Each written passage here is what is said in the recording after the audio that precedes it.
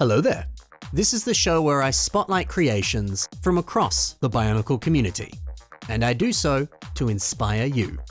And today I'm tackling a brand new topic, supersized creations. Let's look at MOCs that are huge. MOCs that take a small character and turn them into something giant. Sounds pretty sick, doesn't it? So let's do this. First up is Tahu and Kanellosaurus by Bionic Supreme. So here's a side-by-side. We've got Tahu riding the Kanello, which, in this context was basically like a humanoid rhinoceros. It was already actually quite large, but now, it's like a dinosaur kaiju. So sick. I mean, look at this. From those sharp individual talons on the toes, to the sea of spikes on the tail. This looks more like a spiked mace than it does a tail. It's dope. And we've actually got a few more of them up along the arm as well. And check out the fingers. The width of each finger is like the size of an average arm on a regular Bionicle toy. This thing is huge. But what I really like is that despite the massive size increase, the creator still kept an eye in for detail, like the little tongue inside the mouth. It's also a nice touch to swap out the horn color from silver to dark orange. It's just a nice little pop, isn't it? And then the nice line of blue down the neck that then leads into the tail. That's very charming. Because without that little bit of blue, and even some of the white as well, I think that this would have looked a little bit too monotone and dull. Silver and black is a nice color scheme, yes, but I think it only goes so far. And if you've got a massive creation like this, seeing that much repeated black and silver, it might get a bit boring. You really do need that nice injection of a bright color. So hey, if you are building a large creation, definitely look into black and silver because they're very common colors, and colors that it's easy to get large quantities of for a little bit more cheap. But you gotta put in a nice splash of a brighter color. And look at old mate Lacan riding on the beast's back. He looks so tiny way up there. Oh, but one last thing. I do like how this torso is built. You can see some of these Spinac headpieces just here. They add a nice little bit of curvature to the torso. It looks really good, quite natural. And then down below is this Hero Factory shield piece in gun metal. It would have come on bulk. It's wild to see such a large element just being, put on the side of the torso. One little armor detail. This whole creation is pretty sick. Up next is Big Tahu. This was built by Hot Dog Waffles. So this is taking the most recent Bionicle set. It's the gift with purchase Tahu. And now he's supersized and gigantic. It's so nice seeing this set getting the love that it really does deserve. I'll die on this hill, that set is frickin' fantastic. I like the choice to use that red gear element to recreate the mouth area on Tahu's mask. It's not really like a perfect match to the source material, but I think that's fine. I'm always down to see a more stylized reimagining of a character, not, a perfect one-to-one, scaled-up reimagining. Sure, that is still nice to see, but it is quite nice to see how a builder has added their own creative spin to a set. They've injected some of their own personality. That's exciting. Like down here on the waist, it's been slightly extended, and there's a lot more detail in this as well. See, that's nice.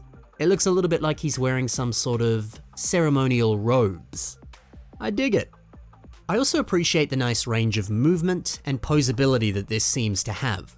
It's easy when you're building something big to sacrifice movement, because you're really trying to focus on stability, right? Sometimes you get so big that, the structural integrity just kind of falls out the window. It gets too top heavy, the limbs aren't strong enough to support the weight, or the arms just can't move because there's too many pieces in them and it starts to weigh it down too much. So with all of these issues that kind of pop up, you end up just building a statue because that's kind of the best you can do. I've certainly been there before. But that's not the case on this MOC. The builder has accomplished a great level of sturdiness and durability. And that's with the help of some of these rotation joint pieces. These are the same kind of elements that were used on the classic Exoforce sets. but these pieces pop up in modern LEGO sets as well. So if you're looking to build something of this scale, definitely look into some of these pieces. Or you can look into the modern ball and socket counterpart. One last detail, these shoulders. You'll see that they're using a black element. These pieces often pop up in some of the little mini mech sets that are still being released today. They come in all sorts of different colors. If you want one in black, it appeared on this Miles Morales mech. And you know what? I adore these sets. They're great little parts packs, and hey, if you've got some of these or you want to go pick one of them up, there's an idea for how you can use that piece. It looks pretty good in this context. Now, check out this creation by Brick Thing. This is called Fenrakk Swamp Dragon. So this isn't a revamp of any specific set. It's just a cool looking big dragon. But I wanted to include this to remind you that you don't need to revamp an existing set. Why not just build a big guy that's a totally new character or creature? One that you came up with yourself. Sometimes, honestly, that's more fun than revamping something. It is fun to see some of these Fenrakk headpieces being used for a more elongated head of a dragon. I wouldn't have expected this to look this good, but it's pretty sick, isn't it? And even more Fenrakk pieces are being used for this spike design all along the neck. That is parts spam at its finest. Delightful. And I really dig this color scheme. Bit of Keat orange, bit of dark blue. Because it also pairs very nicely with these wings. These originally appeared on this old LEGO Vikings dragon. Oh, and that was such a good set. And you know what? These wing pieces, they're still around today, thankfully. You can pick them up in some dream sets like this one, and look at them in magenta and black. Very fancy. So there's no reason that you can't pick up a modern set that comes with these pieces, and you could use these wings as an impetus to build a big creation like this. That's a great idea. Sometimes one small piece can give you some really big ideas, like this. And now, this is Mutanui by Archelax. And we're finishing off with a character that was already supersized. However, we unfortunately never got a physical set for the Great Spirit Robot. I wish we had. Now, it is a rare sight to see builders attempting to recreate this. But on the occasion that you do see it, it is always a rare and special treat. To give you an idea of how big this actually is, well, you see this piece here on the torso. This is the same element that appeared in yellow on the legs of Toa Mutanui, which was probably the closest thing we got to a version of the Great Spirit Robot, even though it's technically not. Anyway, yeah, here's this set next to a regular Toa-sized version of the character. It's like the size of your average Bionicle. So yeah, comparing this piece to little tiny Mutanui here, you can see that, yeah, it's pretty big. So using this to only make up a small section of the torso, yeah, this MOC isn't tiny. He's a big boy.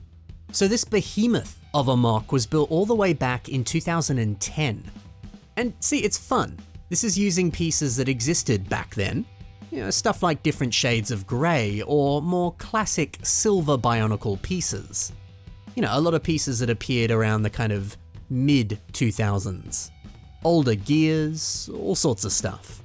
There's something nice about how classic these pieces look, because I think that's kind of the perfect fit for this character. The Great Spirit Robot is old, and it looks very ancient and grand, and so do these pieces. It really was the perfect thing to use to pull off this old vibe. Look, I would love to see a modern remake of this MOC using modern pieces from 2025, but I feel like if you did that, you would actually lose a lot of the charm that this has, and it wouldn't look as accurate. See, maybe you could do the same thing. If you have a few older pieces in your collection, you could challenge yourself. Maybe you can only use those old pieces, and you might end up with a bit of an exotic aesthetic that you simply can't achieve with modern parts. Everything about this is great. The angles and the shape of the face, the range of movement that this appears to have. It's a true marvel. This rocks.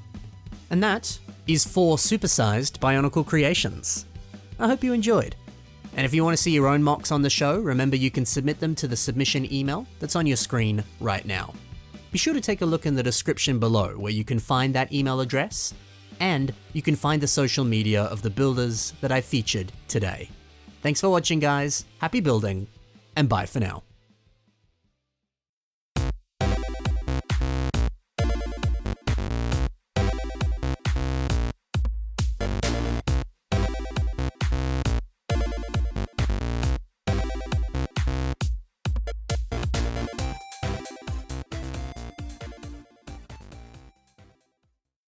Come on, LEGO, just release a Great Spirit robot set in 2026. That would be dope.